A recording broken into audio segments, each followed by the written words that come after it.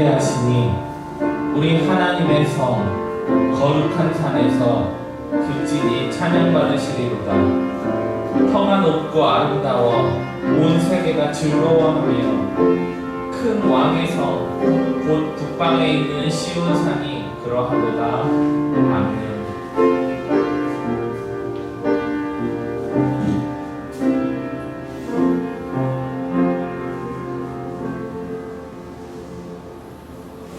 사랑의 하나님, 저희들이 정성껏 예배하오니 이곳에 오셔서 예배를 받아 주옵소서. 우리의 죄를 대속하시기 위하여 흘리신 예수님의 보혈이 이 주의 전에 가득하게 하시고 구원의 은혜가 강단을 통하여 강물처럼 흐르게 하여 주옵소서. 보혜사 성령님께서 친히 우리 마음에 함께 계셔서 큰 힘과 능력을 주시옵소서. 이 예배를 통하여 우리의 영혼이 거듭나게 하시고 새 힘과 용기를 얻어서 슬픔도 두려움도 넉넉히 이길 수 있도록 강건하게 변화시켜 주옵소서. 언제나 우리와 함께 하시며 우리의 예배를 기쁘게 받아주시는 예수님의 이름으로 기원하옵나이다. 아멘. 찬송가 7장 함께 찬송하겠습니다. 찬송가 7장입니다.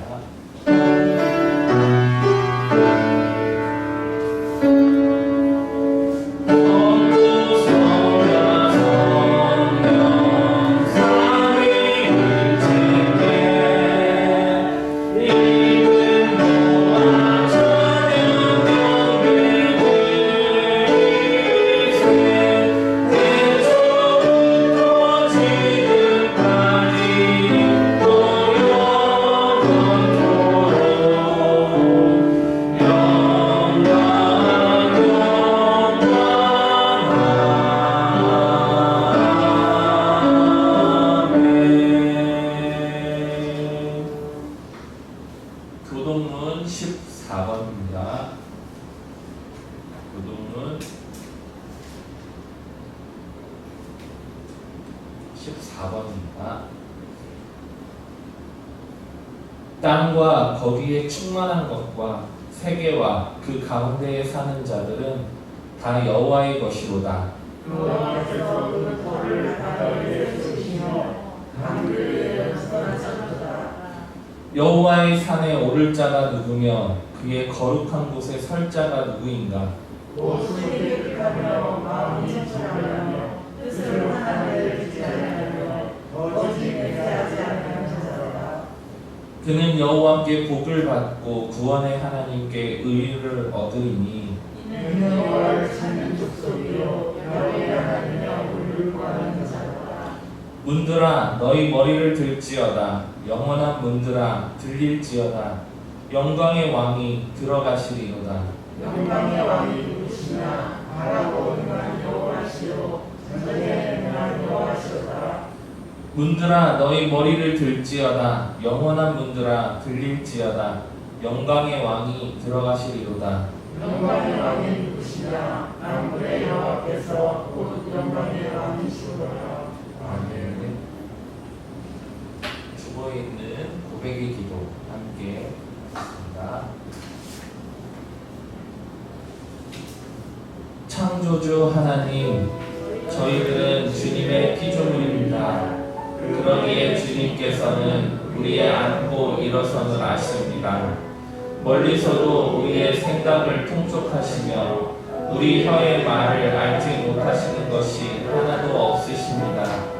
그런데도 저희들은 하나님을 두려워하지 않고 말과 생각과 행동으로 죄를 지으면서 한 주간을 살았습니다.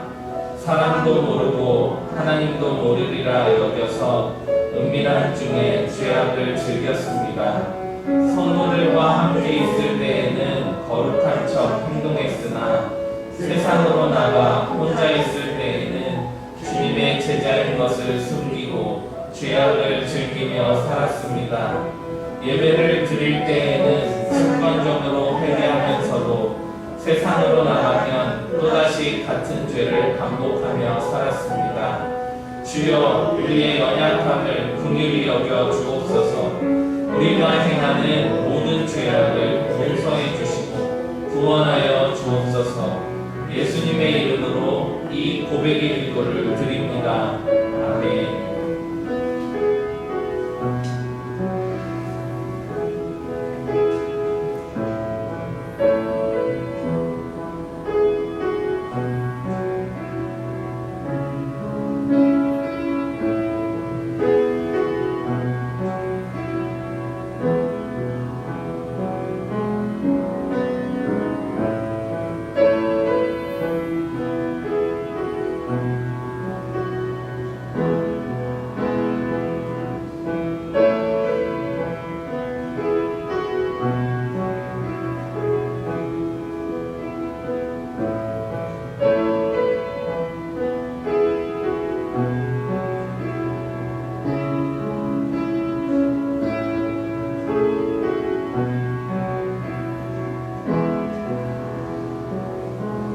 내가 높고 거룩한 곳에 있으며 또한 통회하고 마음이 겸손한 자와 함께 있나니 이는 겸손한 자의 영을 소생시키며 통회하는 자의 마음을 소생시키려 함이라.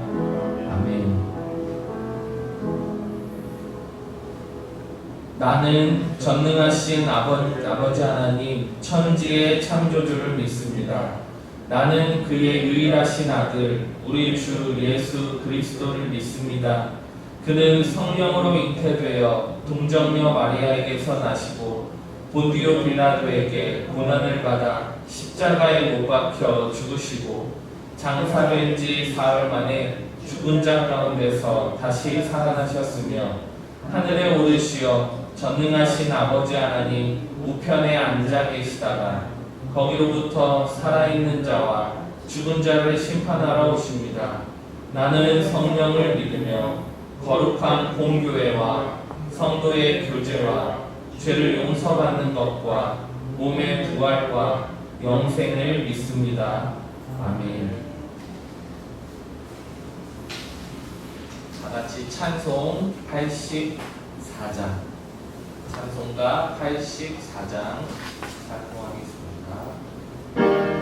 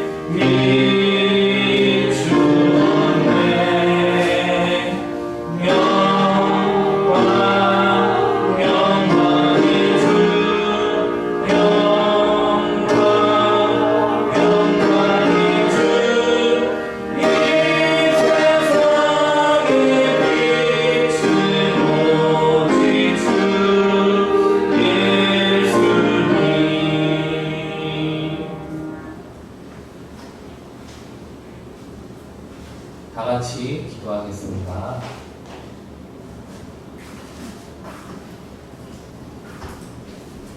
우리의 소망이신 하나님 아버지, 긴 무더위와 장마, 태풍 속에서도 우리를 지켜주시고 복된 주일로 주님을 예배하게 하시니 감사합니다.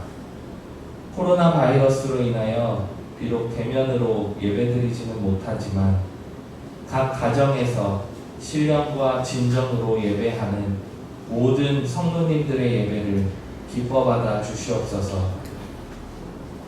은혜의 하나님, 한국 교회가 더 주님의 뜻을 구하고 복음을 전파하며 주님의 뜻대로 살 수 있도록 인도하여 주시옵소서. 함께 협력하고 이웃을 돌아보며 세상의 빛과 소금의 역할을 감당하는 한국 교회가 되게 하시고 정부의 지침에 협력하여 하루빨리 교회에 모여 예배드릴 수 있도록 은혜를 베풀어 주시옵소서.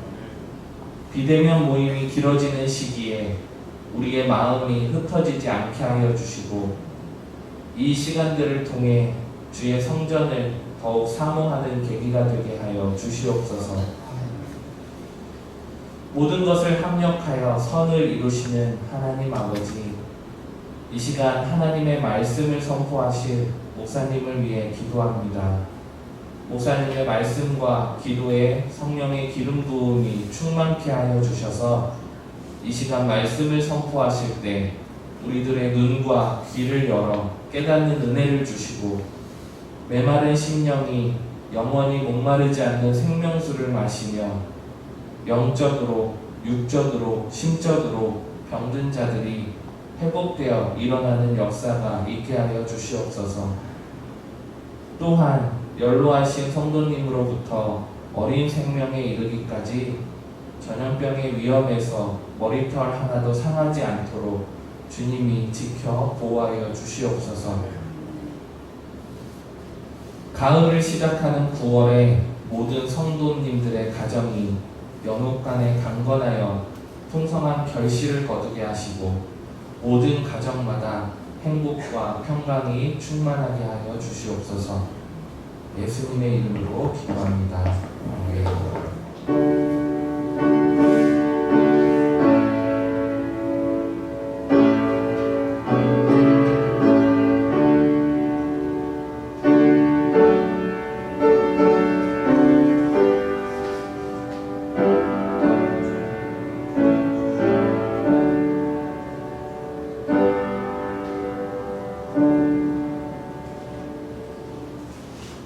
오늘 말씀은 로마서 13장 8절부터 10절까지 말씀입니다. 신약성경 로마서 13장 8절에서 10절까지 말씀입니다. 신약성경 257쪽에 있습니다. 로마서 13장 8절에서 10절까지 말씀입니다.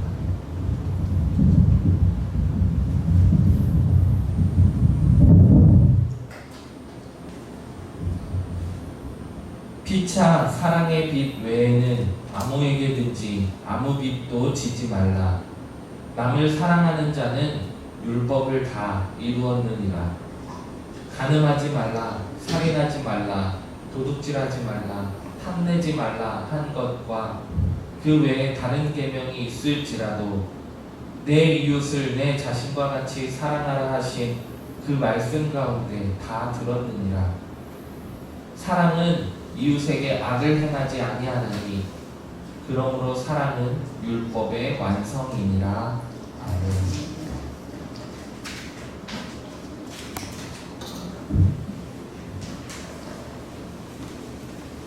미국의 소설가 에디슨 마샬이 경제적인 불황에 극심했던 1931년의 덕분 일이었습니다. 마샬은 낡은 승용차를 타고 먼 길을 여행 중에 있었습니다. 한 마을을 지나갈 때에 눈보라가 심하게 닥쳐오는 가운데서 어떤 청년이 누더기 같은 옷을 걸친 채 차를 세워달라고 손을 들었습니다. 안쓰러운 마음에 그 청년을 차에 태웠어요. 얼마 되지 않아서 또 한 청년이 차를 세워달라고 했습니다. 신발을 신지 않은 맨발 상태였어요. 갈 길을 바쁘다고 생각했던 마샬은 이번에는 그냥 지나쳐갔어요. 차를 몰고 가면서도 맨발의 청년이 자꾸 떠올랐고 마음은 불편하고 괴로웠습니다. 그렇다고 해서 오던 길을 되돌아갈 수도 없는 상태였어요. 한 톨게이트에 도달했을 때에 나이 많은 노인이 통행료를 받으러 왔어요. 마샬이 반갑게 인사를 했지만 노인은 무뚝뚝하기만 했습니다. 그 노인에게 마샬이 한 가지 부탁을 했어요. 이제 얼마 후에 키가 크고 맨발을 한 청년이 차를 얻어 타고 올 터이니 수고스럽지만 이것 좀 그 청년에게 전해주시겠습니까? 그러면서 자기의 지갑을 열어서 현금 얼마를 노인에게 주었습니다. 2년 후에 에드시 마샬이 다시 그곳을 여행하게 되었어요. 노인을 만났던 톨게이트에 도착해 보니까 그때 그 노인 대신에 친절한 늙은 부인이 통행료를 받고 있었어요. 마샬은 그 부인에게 노인은 어떻게 되었는지, 그때 맡긴 돈이 청년에게 잘 전달됐는지 물어봤습니다. 질문을 받은 그 부인은 깜짝 놀라서 마샬 곁으로 다가와서 마샬의 손을 꼭 잡고 이렇게 말했습니다. 당신이 바로 그 사람이군요. 그때 내 남편은 친절하지가 못했죠. 하나밖에 없는 아들이 죽고 난 후에 누구에게나 그랬답니다.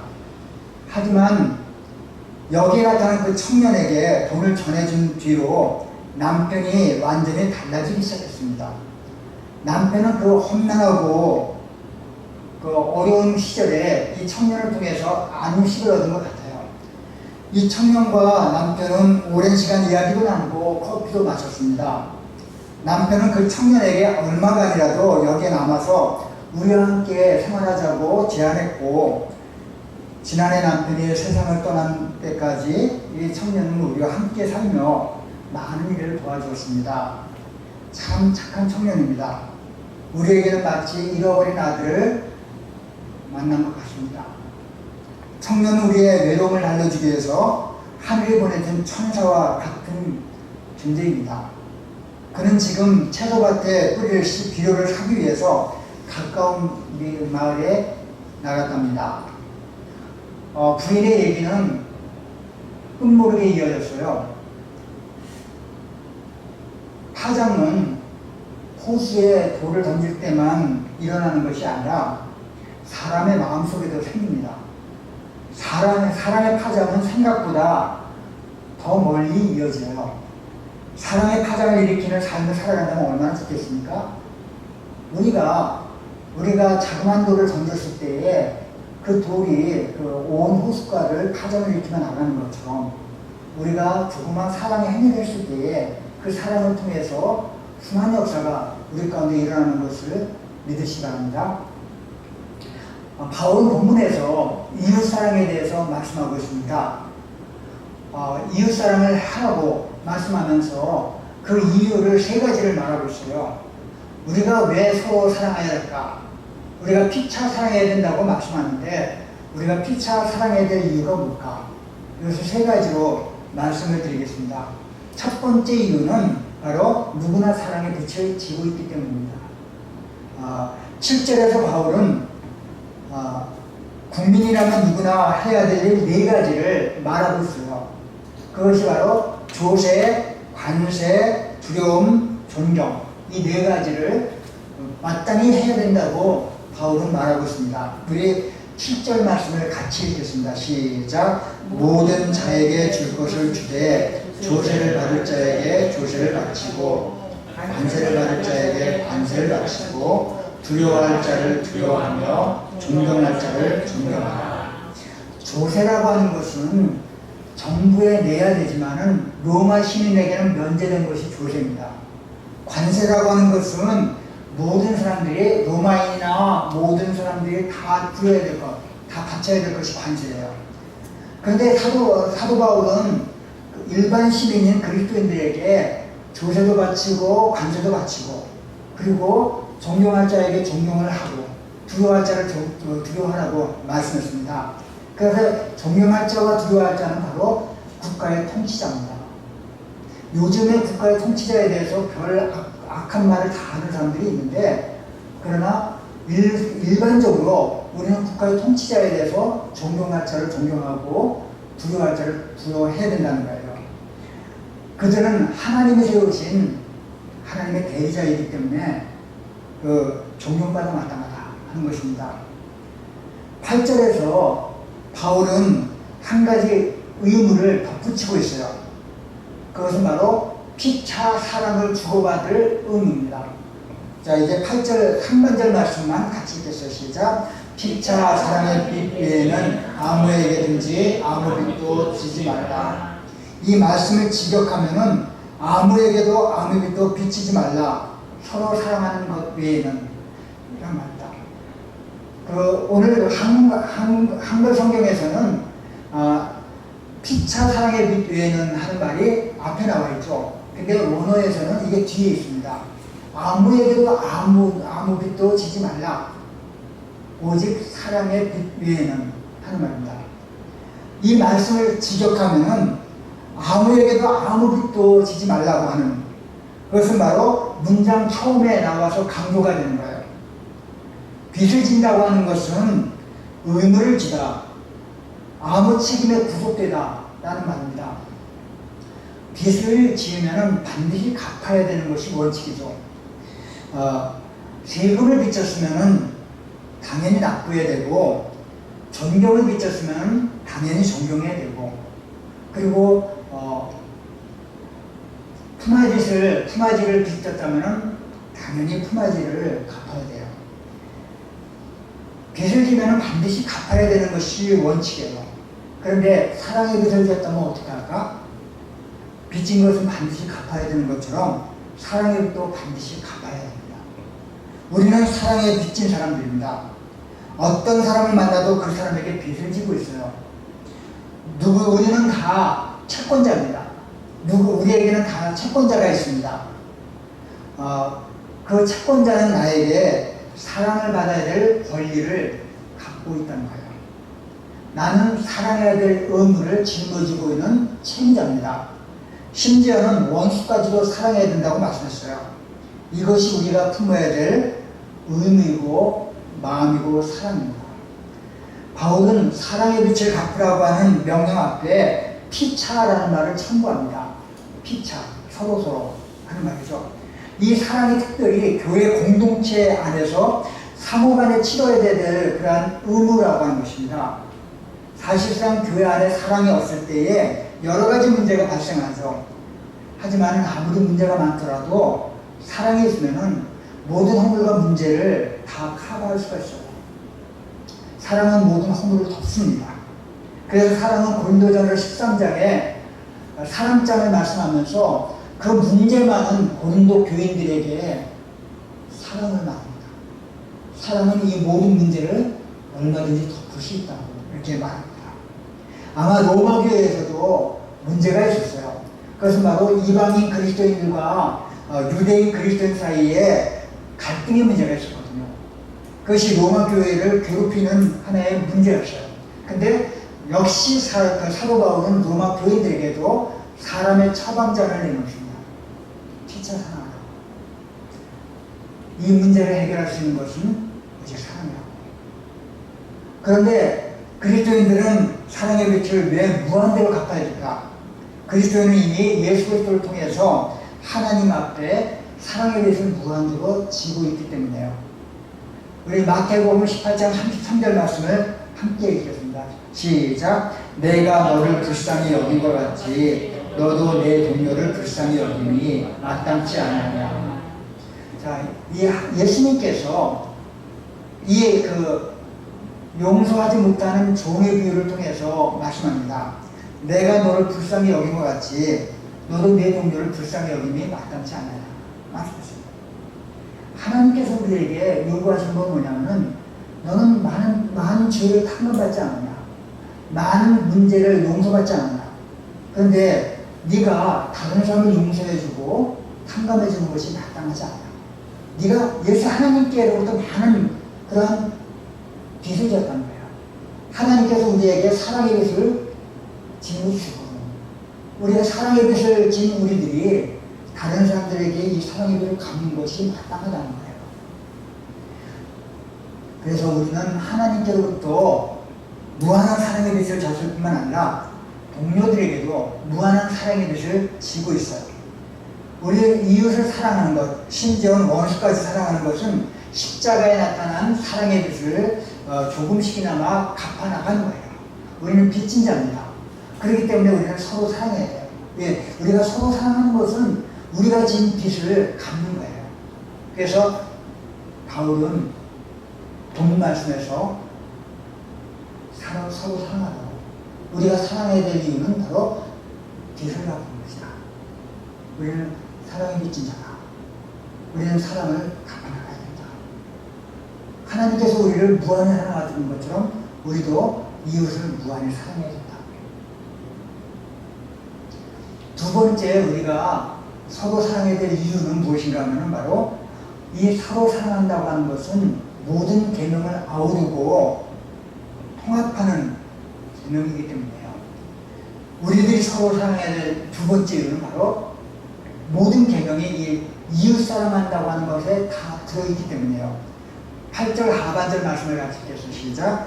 남을 사랑하는 자는 율법을 다 이루었느니라.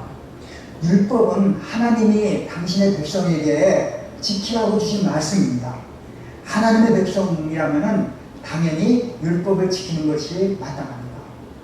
여러분, 사랑하는 사람은요, 그 사랑 때문에 그 사람, 내가 사랑하는 사람의 말을 지켜나가요. 사랑하지 않으면은 그 사람의 말을 무시합니다. 근데 사랑하면은 그 사람의 말을 잘 지켜내요. 가만히 보면 그런 것 같아요. 교회에서도 목회자를 사랑하면 성도들이 목회자가 무슨 말을 하는지 잘 들어요. 근데 사랑이 떨어지게 되면은 목사의 말이 들려오지 않고 설교에 은혜를 받지 못해요.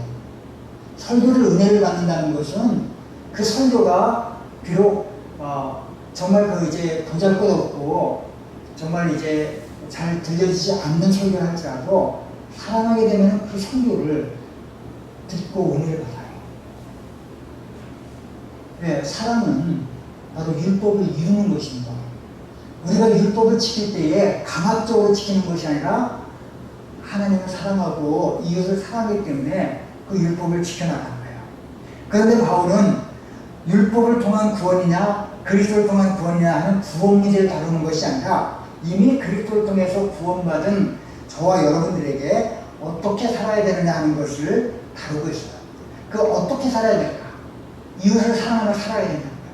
그것은 바로 율법을 이루는 것이라고 말씀했어요. 우리는 과연 어떤 방식으로도 율법을 지키고 율법을 이룰 수 있을까? 이웃을 사랑하는 방식으로 율법을 지키고 율법을 이루어갈 수 있음을 믿습니까? 이웃은 단지 공동체 안의 형제자매만을 의미하지 않습니다. 세상의 모든 사람이 우리의 이웃이에요. 예수님은 내 이웃이 무엇인지 누굽니까? 라고 묻는 서기관에게 선한 사마리아 사람의 비유를 말씀하셨어요.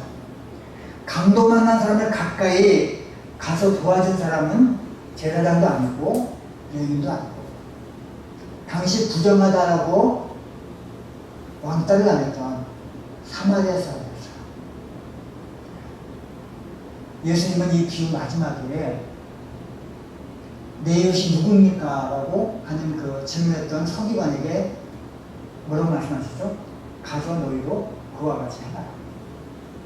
사마리아 사람이 참 이웃이에요. 말씀하십니다.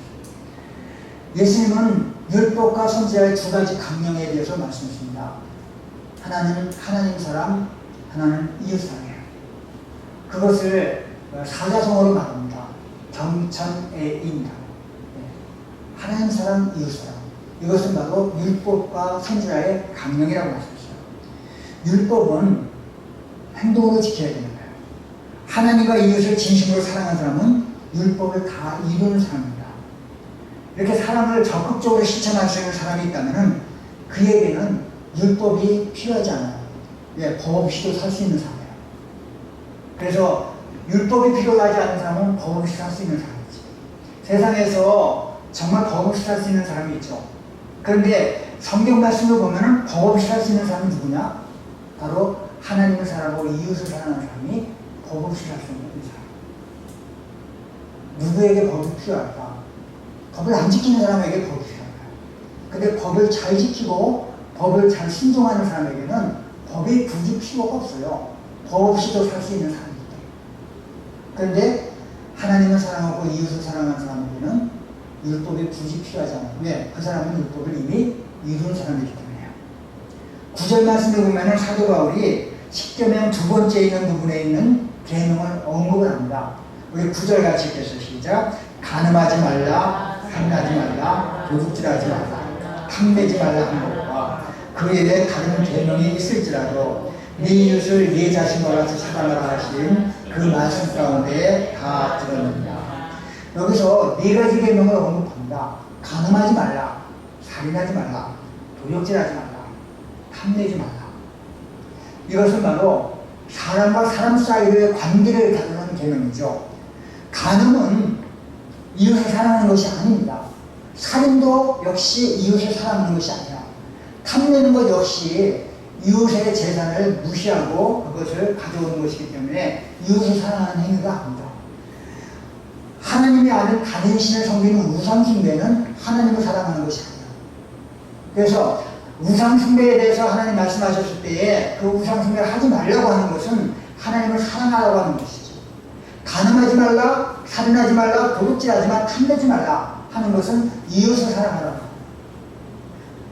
그런데 여기서 그 외에 다른 계명이 있을지라도 이것은 모든 계명 중에 어떤 계명도 하는 겁니다. 모든 계명 중에 어떤 계명도 내 이웃을 네 자신과 같이 사랑하라고 하는 그 계명 안에 다 들었다고 합니다. 다시 말하면 네 이웃을 내 몸과 같이 사랑하라고 하는 그 계명이 모든 계명을 통합하고 아우르는 계명이라고 하는 거예요. 피차 사랑한다고 하는 것은 모든 계명을 다 아우르고 다 통합하는 계명입니다. 자, 그러면 우리가 왜 사랑해야 될까? 왜 우리가 서로 사랑해야 될까? 이 서로 사랑한다고 하는 계명은 이 모든 율법을 다 통합하고 다 아우르고 다 이루는 계명이기 때문에 우리는 서로 사랑해야 됩니다. 예수님께서도 서로 사랑하라고 여러 번 말씀하셨어요. 그것은 바로 그 말씀 안에 다 들었다고 하는 것은 그 사랑의 계명이 피차 사랑하라고 하는 계명이 모든 계명을 다 통합하고 아우르고 다 이루는 계명이기 때문에 이 계명이 우리가 반드시 지켜나가야 할 계명, 피차 사랑해야 될 계명. 여러분 법 없이도 살고 싶습니까? 법 없이 살고 싶죠? 법 없이 살려면 어떻게 해야 된다고 그랬죠? 하나님을 사랑하고 이웃을 사랑하면 돼요. 그러면 법 없이 살 수 있어요. 감옥에 한 번도 안 가본 분이 여기 다 계시죠? 한 번이라도 금고형 받은 사람 없죠? 왜? 요즘 법 없이 살 수 있는 사람들이에요. 가끔 가다가 그런 경우가 있어요. 이제 저는 이제 어디를 가면은 그 장사하는 사람들을 보게 됩니다. 요즘에 이제 코로나 바이러스 이제 사태 때문에 거리두기로 인해서 많은 그 자영업자와 소상공인들이 굉장히 어려움을 겪고 있죠. 그분들은 이제 그 파산 지경에 이런 사람들이 참 많다고 그래요. 왜 그런가 하면은 거리두기가 너무 강화가 됐기 때문에 장사를 할 수가 없는 거예요. 그리고 장사하는 사람들 중에서 몇몇 업종은 완전히 그 정부에서 장사하지 말라고 며칠까지 영업정지 처분을 내려서 그래서 이제 고통을 겪고 있어요. 그런데 사람이 안 가면 장사가 안 됩니다. 사람이 잘 가야 장사가 되고 영업 실적이 올라갑니다. 그런데 거리두기가 강화돼서 사람이 가지 않으니까 장사를 못합니다. 아무튼 우리가 이제 이 세상을 살아가면서 우리는 지금 이 시간에 다시 명심해야 될 것은 뭐냐면은 서로 사랑해야 된다고 합니다. 서로 사랑해서 많은 사람들에게 손을 벌려주는 것, 이것이 우리가 해야 될 그런 마땅한 의무이고, 우리는 사랑에 빚어진 사람이고, 또 우리는 율법을 지켜야 되고 이루어야 될 사람들이기 때문에 이 사랑의 기능을 지켜나가는 저와 여러분 되시기 바랍니다. 우리가 이웃을 사랑해야 될 세 번째 이유가 있어요. 그것은 무엇인가 하면 바로 사랑은 이웃에게 악을 행하지 않기 때문입니다. 이웃 사랑의 소극적인 측면은 바로 이웃에게 악을 행하지 않는다고 하는 10절이 있어요. 그리고 이웃 사랑의 적극적인 측면은 무엇인가 하면 네 이웃을 내 몸같이 사랑하라고 하는 그러한 계명 속에 있습니다. 그래서 9절에 나오는 네 이웃을 네 자신과 같이 사랑하라고 하는 것은 이웃 사랑의 적극적인 측면이고, 그 사랑은 이웃에게 악을 행하지 않는다는 것은 그 이웃 사랑의 소극적인 측면이라고 볼 수 있어요. 그런데 율법의 기본 의미는 악을 행하지 않고 선을 행하려는 것인데, 사랑은 바로 그것을 요구합니다.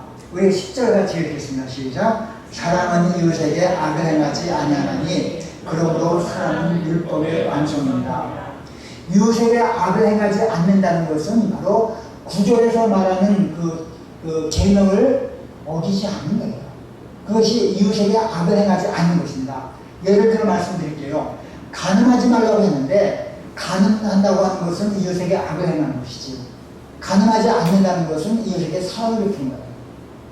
또 살인하지 말라고 했는데 남의 생명을 귀하게 여기는 것이 바로 이웃을 사랑하는 거예요. 근데 살인하는 것은 이웃에게 악을 행하는 것입니다. 사랑은 이웃에게 악을 행하지 않아요. 도둑질하지 말라고 했는데 남의 물건을 도둑질하는 것 역시 남을 사랑하지 않는 거예요. 이웃에게 악을 행하는 거예요. 사랑은 이웃에게 악을 행하지 않아요. 그래서 우리가 이웃에게 사랑을 베푸는 것 중에 하나가 바로 남의 물건을 귀히 여기는 거예요. 도둑질하지 않아요. 탐내지 말라고 했는데 남의 이웃이나 남의 아내나 남의 그 소유나 남의 종이나 남의 가축이나 이런 걸 탐내지 않는 것, 이것은 역시 이웃에게 사랑을 베푸는 것입니다. 탐내는 것은 바로 이웃에게 악을 행하는 것이지, 사랑은요 항상 상대방을 향한 행동 속에서 규정이 되는 거예요. 그러니까 다시 말하면 관계 개념이 바로 사랑입니다. 다시 말하면 사랑은 혼자서 내가 사랑해야 되겠다라고 생각해서 사랑하는 것이 아니에요. 반대에 상대방이 있어야 돼요. 그리고 남과 서로 나누는 것이 사랑이에요. 그 관계 개념입니다. 그렇기 때문에 그리스도를 믿고 사랑하는 사람은 절대 이웃을 공격하지 않아요. 어떤 경우에서 악을 갖지 않습니다. 그래서 사랑은 율법의 완성이라고 해요. 여러분, 완성이라고 하는 말은 그 말 속에 충만이라고 하는 말이 담겨 있습니다. 모든 필요와 목표가 완전히 채워진 충만, 이것이 바로 완성이라고 하는 거예요. 사랑 안에서 모든 율법은 채워지고 완성이 됩니다. 그래서 모든 율법을 가득 채우고 이루는 일은 하나님을 사랑하고 이웃을 사랑합니다. 복음서에 보면은 예수님께서 율법이나 선지자를 폐하러 온 것이 아니라 어떻게 하라고 했다고 그랬죠? 완성케 하기 위해서다. 그래서 완성이라고 하는 것은 바로 채워졌다, 또 이루어졌다 하는 거죠. 예수님은 그 율법을 채우시기 위해서, 이루시기 위해서 이 땅에 오신 거예요. 그렇기 때문에 복음에서 여기 의도하는 것은 무엇인가 하면은 바로 이제 우리가 예수님처럼 그렇게 살려고 하는 거예요. 예수님처럼 사는 것은 바로 예수님처럼 무한한 사랑을 베풀며 살려고, 그것이 바로 우리에게 요구하시는 하나님의 거룩한 율법의 원동력이라고 말씀했습니다. 하나님의 은혜로 예수 그리스도를 믿음으로 값없이 구원을 받은 우리는 이제 하나님의 뜻을 순종하며 살아야 돼요. 내 이웃을 내 몸같이 사랑하며 살아야 됩니다. 이것이 바로 율법과 선자의 강령이고 율법을 채우고 이루는 그러한 비결이라고 하는 것을 말씀합니다. 제가 아까도 말씀했죠. 그리스도를 믿는 사람은 이웃을 공격하는 사람이 아니라고. 악으로 악을 갚지 않는 사람이라고 했어요. 요즘 그리스도인이라고 떠드는 사람들이 갈등을 조장하고 증폭시키고 이 나라의 민족과 나라를 이간질하면서 편가름하는 행위를 우리가 종종 보게 됩니다.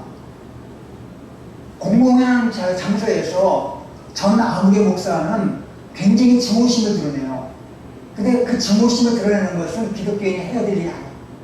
공공한 장소에 목사라고 한다면은 자기가 자칭 선지자라고 하더라고.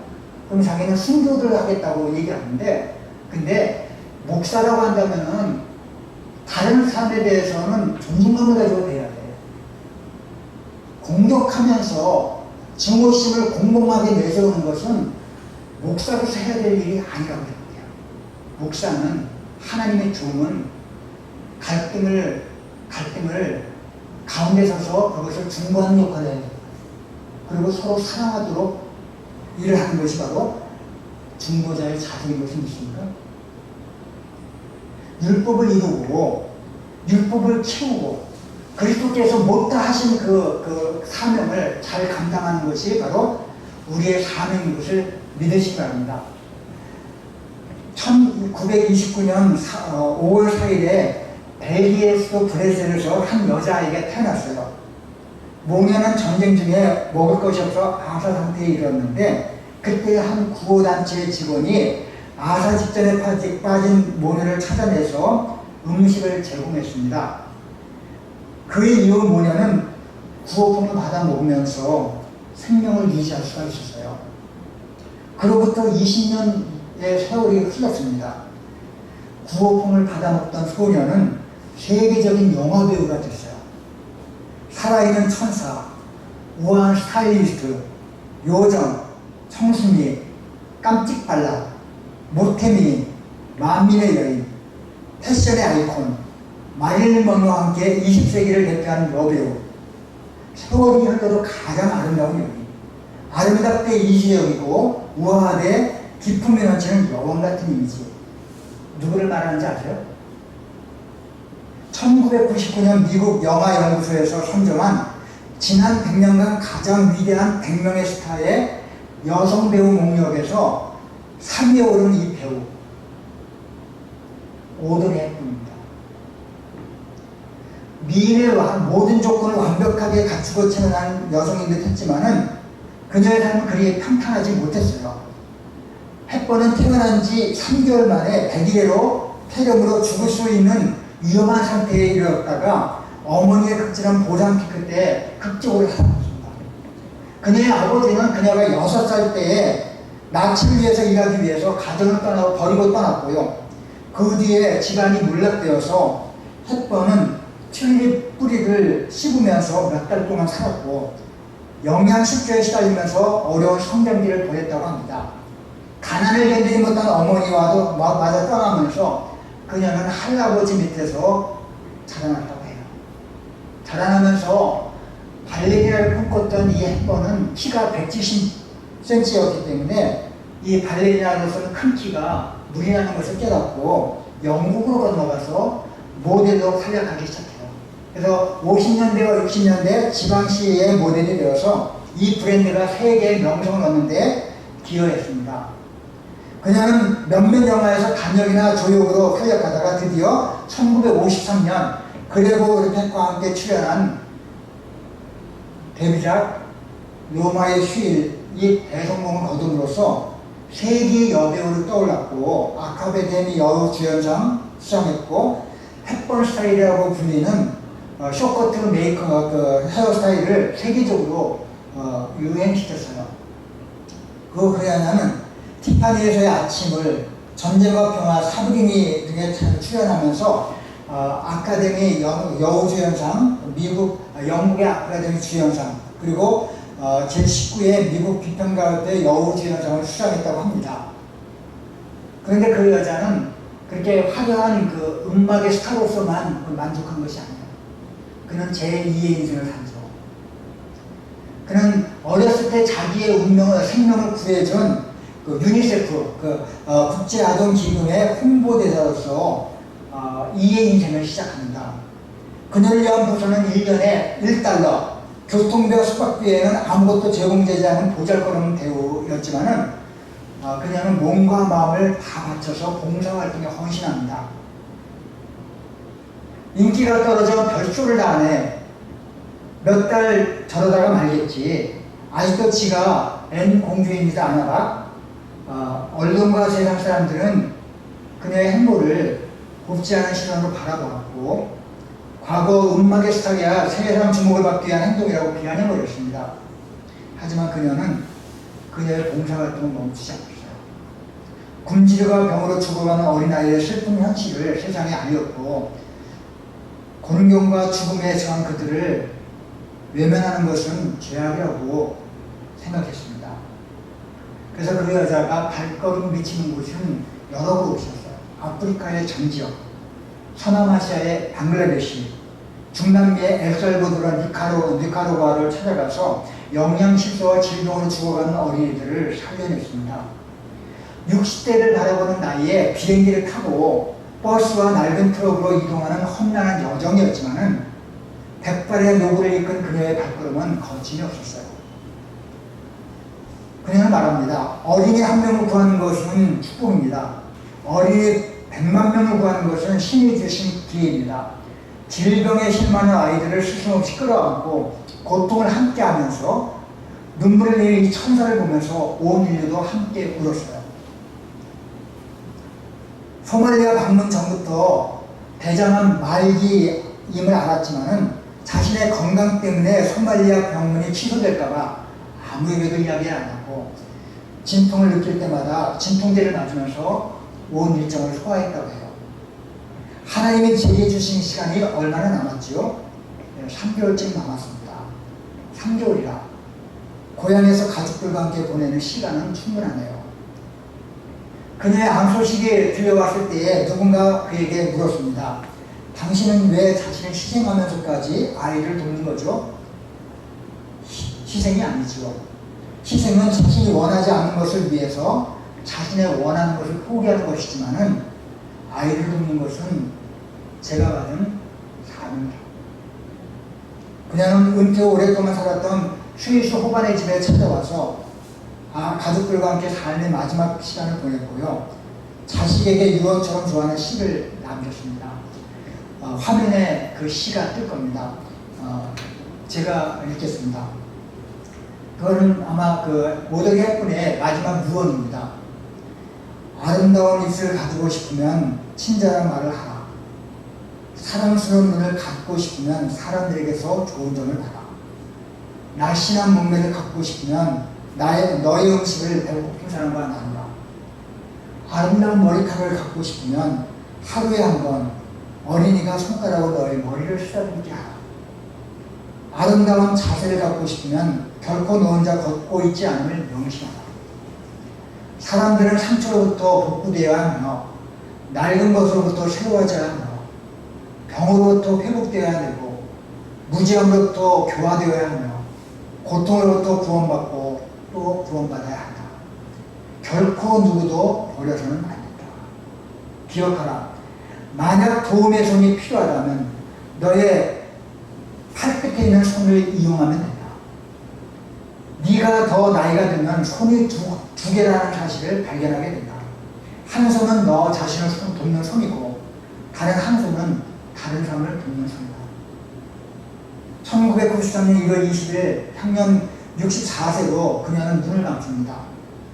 유엔과 민간단체의 세계 평화를 위한 비전은 오랜 기간 유니세프 친선대사로 활동하며 인류애를 실천했던 오더리 헵번을 기르기 위해서 2004년 2월 오더리 헵번 평화상을 제정을 했어요. 그냥 한 인터뷰에서 이렇게 말했습니다. 하루를 그냥 살아서는 안 됩니다. 소중하게 살아야 합니다. 살아있으면 얼마나 아름다운지 감사하지 않고 생각 없이 살아서는 안 됩니다. 누군가의 삶의 손길이 없었다면 그녀는 어렸을 때 살아남지 못했을 거예요. 누군가의 자성이 없었다면 우리는 그 명배우의 화려한 연기를 보지 못했을 것입니다. 사랑하는 성도 여러분, 지금 이 세상은 아무리 둘러봐도 흑암이에요. 살맛이 나지 않습니다.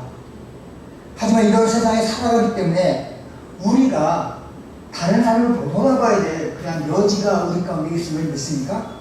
우리의 작은 선행은 큰 빛을 드러낼 거예요. 제가 서론에도 말씀을 드렸죠. 사람은 파장이 있어요. 조그만 돌 하나를 던졌을 때 온 호수에 파장이 전파되는 것처럼 우리가 작은 손길을 펴고 작은 이제 사랑을 베풀 때에 그것이 온 세계에 파장을 일으키는 원동력이 되는 것을 믿습니까? 어두우면 어두울수록 빛은 더욱 빛납니다. 우리끼리 얘기하고 우리끼리 찬송하고 우리끼리 재미있게 지나가는 것으로 부족해요. 왜 신앙생활을 하죠? 왜 모임을 갖습니까? 왜 예배를 드립니까? 예배를 드리고 힘을 얻어서 세상에 그 힘을 과시하려고 하나님 우리에게 힘을 주신 것이 아니에요. 우리에게 하나님이 힘을 주신 이유는 잘 섬기라고 주신 거예요. 나 자신만의 평안과 기쁨과 유익을 위해서 신앙생활을 해서는 안 돼요. 우리의 빛을 사람 앞에 비치게 해서 그들로 우리의 착한 행실을 보고 하늘에 계신 우리 아버지께 영광을 돌리게 하는 것, 그것이 바로 예수님이 우리에게 명령하신 지상명령인 줄 믿습니까? 그래서 우리는 사랑의 빛을 졌어요. 사랑의 빛을 갚기 위해서. 또 우리의 그 사랑을 하는 것은 바로 율법을 이루는 것이고 율법을 통합하는 것이라고 했어요. 그리고 우리가 사랑은 이웃에게 악을 행하지 않는다는 것을 압니다. 그래서 우리는 다른 이웃에게 선을 베풀고 우리의 삶을 통해서 선한 영향을 끼쳐나가는 저와 여러분 되시길 주님의 이름으로 기원합니다. 기도하겠습니다. 하나님 아버지 감사합니다. 서로 사랑하라고 말씀하신 주님, 우리가 이 세상을 서로 사랑을 살아가길 원합니다. 우리의 작은 사랑의 파장을 통해서 이 세상에 많은 사람들이 빛을 찾을 수 있도록 알려주시고 우리가 이 세상을 살만한 세상으로 만들기 위해서 우리 자신의 작은 손길을 펼 수 있는 사랑의 빚진 자가 되게 인도하여 주옵소서. 그리고 아버지 우리를 통해서 율법이 이루어지고 율법이 채워지는 역사가 나타날 수 있도록 은혜 내려 주옵소서. 감사드리며 예수님의 이름으로 기도합니다. 아멘.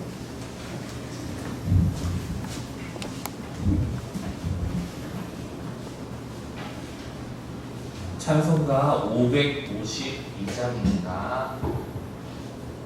내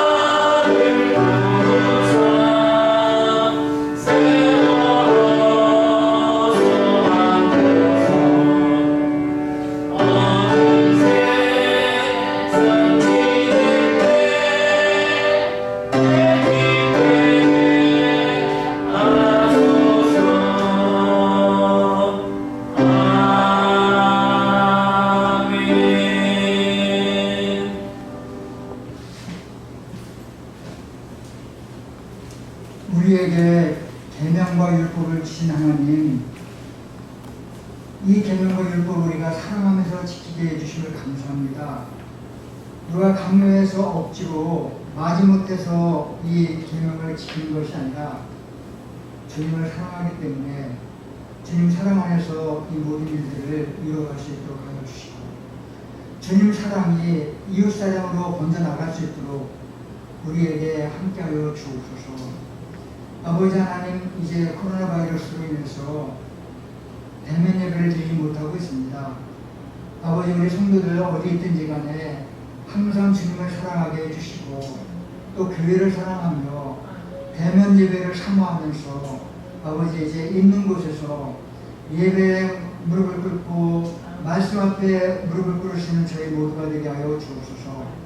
귀한 예배를 드리는 손길마다 함께 해주시고 정말 이 교회를 하나님의 교회로 세우기 위해서 불철주야 애를 쓰는 모든 중직자들과 우리 전도사님들과 모든 성도들에게 하나님 큰 축복으로 채워주시며 특별히 예배 실무자로서 이 자리에 나와서 예배에 동참한 모든 분들에게 하나님의 큰 축복으로 풍성하게 채워주시며 우리가 가는 곳마다 햇빛이 되고 선한 영향을 가리는 드러내는 믿음의 성도들에게 은혜 내려 주옵소서. 감사드리며 예수님의 이름으로 기도합나이다. 아멘.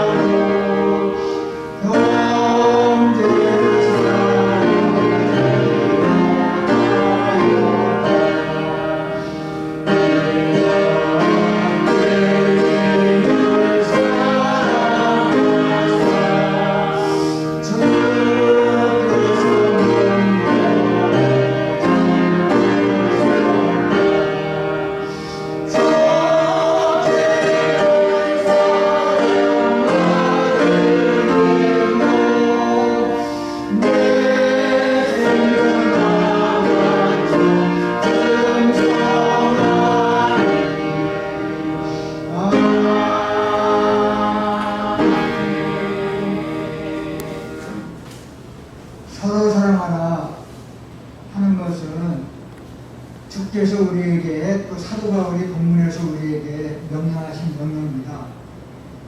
이 세상의 모든 문제를 해결할 수 있는 비결은 바로 서로 사랑하는 것입니다. 아버지께서 우리에게 한없는 사랑을 베풀어 주셨던 것처럼 우리들도 조건 없는 사랑을 이 세상에 베풀어 나가야 될 것입니다. 우리는 사랑의 빚을 진 사람입니다. 그 사랑의 빚과 의무를 감당하기 위해서, 받기 위해서 우리는 사랑을 해야 됩니다. 또 우리는 율법이 우리에게 명한 것을 이루기 위해서, 통합하기 위해서, 채우기 위해서 우리는 사랑을 해야 됩니다. 사랑은 이웃에게 악을 행하지 않는다고 했습니다. 우리가 이 세상에서 많은 사람들에게 악을 행하지 않고 법 없이 살아갈 수 있는 사람이 되기 위해서는 서로 사랑해야 됩니다.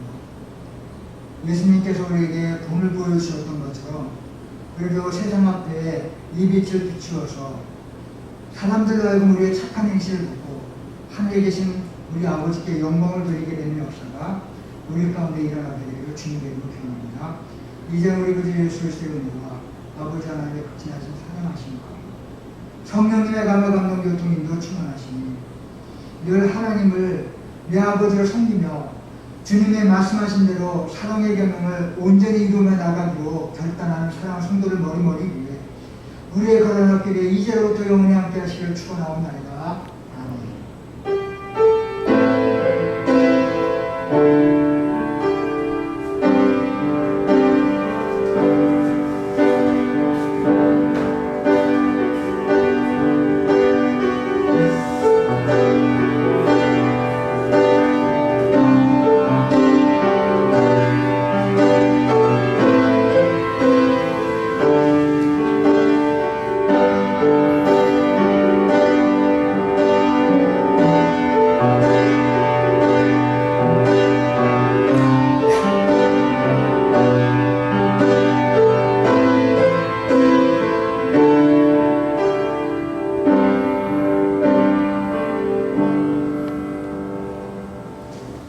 자리에 앉아주시기 바랍니다.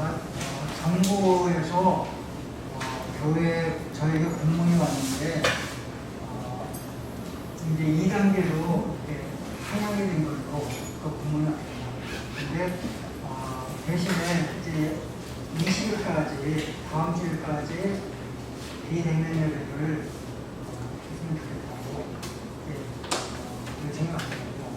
그래서 다음 주까지는 비대면 예배를 드릴 건데 상문 봐서 우리 단톡방에다가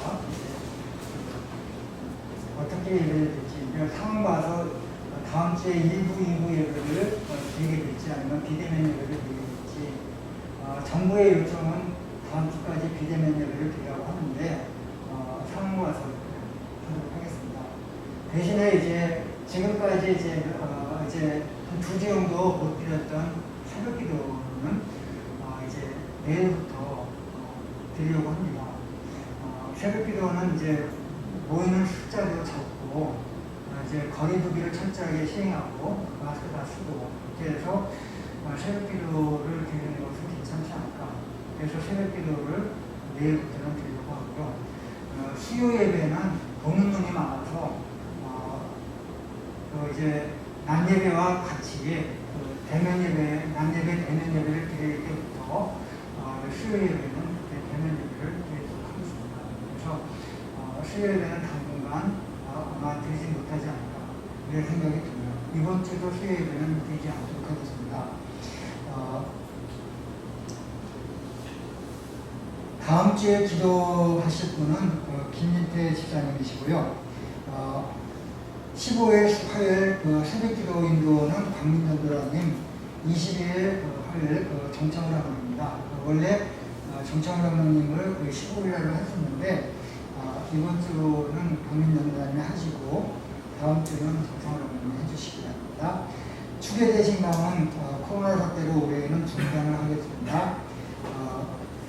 코로나 사태가 조속히 종식되기 위해서 우리 모든 교우들 한 분 한 분 건강 유지하기를 동양교회 공동체에 속한 어르신, 사업체, 가정, 학교, 직장 등을 보호해 주시기를 오랫동안 거리두기로 인해서 공경에 빠져있는 자영업체와 소상공인을 회복을 위해서 지금 이제 긴급 재난지원금을 2차로 그분들에게 지급한다고 하는데 정말 이분들이 힘든 것 같아요. 그래서 우리들이 이제 그분들의 이제 어려움을 잘 헤쳐나갈 수 있도록 기도해 주시기 바랍니다. 박미애 권사님 딸 이제 김만희 자매 중보기도를 요청합니다. 첫째는 온 가족의 건강, 두 번째는 믿음의 사람들과 좋은 만남들이 이루어지기를, 세 번째로는 믿음의 환경과 마음이 되었으면 좋겠습니다. 이렇게 해서 이제 세 가지 기도 제목을 요청을 합니다. 한 주간 동안 우리 만인자매를 위해서 기도해 주시기 바랍니다. 다음 주는 우리 최연자매를 위해서 기도할 겁니다. 이번 주 말에 우리 최연자매의 그 기도 제목을 알려주시기 바랍니다. 중고와 이제 좀 지난주에는 하지 않았던 이제 설교 그 요약을 이제 제가 넣었습니다. 구역 공부하고 함께 한 장에 넣었는데 이 설교 요약은 이제 설교를 들으면서 참고하라고 넣은 것입니다.